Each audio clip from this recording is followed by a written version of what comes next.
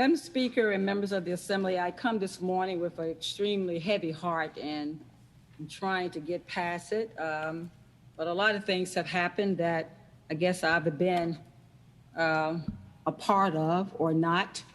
And so I just wanted to share a few things this morning as I reflect on some of the dynamics of the General Assembly, places that I am representing, and the many changes that need to happen.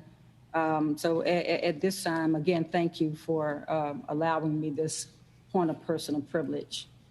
You know, it was a couple of years ago, Madam Speaker and members of the Assembly, that I had an opportunity to go to the Museum of Culture and History in Richmond, for some of you who may not know where it is. At that time, I took my 5-year-old granddaughter and others, group of kids, to see an exhibition that was at the museum. And that exhibition reflected 400 years of struggles for equality for African American. The museum and the exhibition really chronicled the journey, the triumph, and the rich culture of African Americans. But it did not turn a blind eye to the uglier parts of our country's history. In the particular exhibition, as it again chronicled the history, there was a point on that exhibition that was entitled Determine, which again outlined our history. There was a signage and a door, and above that door, stated in bold letters, said it was for whites only. My granddaughter in her lifetime had never seen anything like that, so she asked the question, what does that mean? And I had to explain to her how there was a period and a time in our country where people were physically separated from one another on all manners of life just because of the color of their skin. She then asked why, and why would we do that? And then I had to explain to her what racism was, what prejudice and segregation was all about, and talking to her and helping her to understand about the attitudes that are often perpetuated in our society. How in my lifetime, prejudice of the color of one's skin could determine their entire life before they even had the opportunity to learn to walk.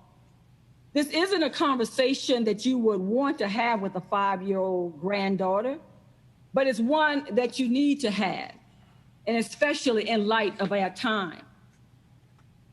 When I realized that our laws have changed, and no longer do we see the signage for whites only. We have dismantled real systems of racism that controlled this country for most of its history.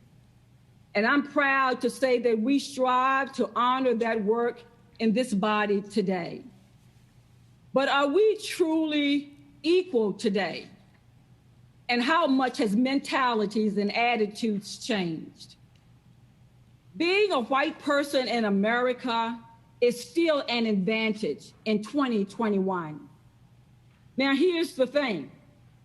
I am not blaming, and so before anyone get offended to say, let's just blame white people, because they didn't get a choice of the color of their skin any more than any person in the world in which I was born.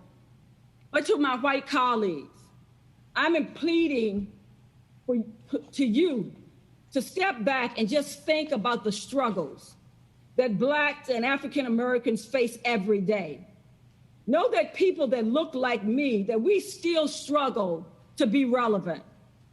You don't have to completely understand my experience, and I don't expect you to, but I'm asking you to respect the fact that we have had experiences, and it's been a difficult road for African Americans to travel. Seeing others in positions of great power that look like you does mean something. To see someone who has shaped our laws and our society and know that they face the same successes and difficulties that I have faced. It matters. It matters that there is true representation. And so I want to get to a point of just talking about why I am so, I guess, just a little taken back. In the Chesterfield County court system, the vast majority of the judges are white. There are only 2 African-American judges. And one of these judges is someone whose position and life has been unfairly attacked and harmed during the past year. She has literally suffered from character assassination unnecessarily. And some of my delegations joined in to help and have stood on the sideline and have said nothing as she has been attacked. But we are here, and we still have time to correct the mistakes of the past. We need to support our Black judges currently in their position, and we need to elevate Black candidates to the circuit court and other courts all across this state. There's still time to change the attitudes that have held our society back. While racism that once openly and without shame plagued our country has since put on a mask, its influences is no less prevalent and no less sinister. We need to strive to shed the light to the dark places of our society that racism has decided to take refuge. I'm asking everyone here to help me do this. We have a great opportunity to change America and to change our Commonwealth. We have a great opportunity to support African Americans in positions that they have been held back from, and to protect those who are currently in place, and also to elevate others.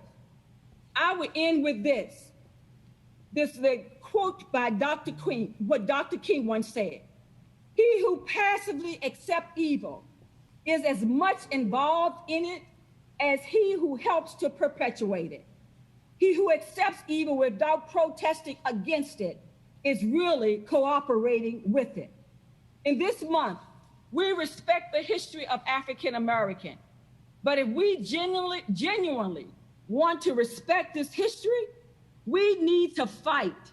We need to fight against the struggles still prevalent in the present so that we can protect the future of all Virginians and generations yet to come. It is our duty. And again, I just want to reiterate, I am not trying to shame anyone, but I want to help to educate all of us to a place and to a point that we will help to make changes. No longer should myself or any African American that look like me in this legislative body should have to stand up to say there are 4 white judges, 5 white judges in the circuit court. 4 of them are white men, 1 white woman, and I have to fight to try to identify an African American male that could go into that court system. We are the light, as Amanda Gorman said, but there's always a light. If only we're brave enough to see it, if only we are brave enough to be it. Thank you, Madam Speaker. Thank you, Chairwoman McQuinn, for those powerful words.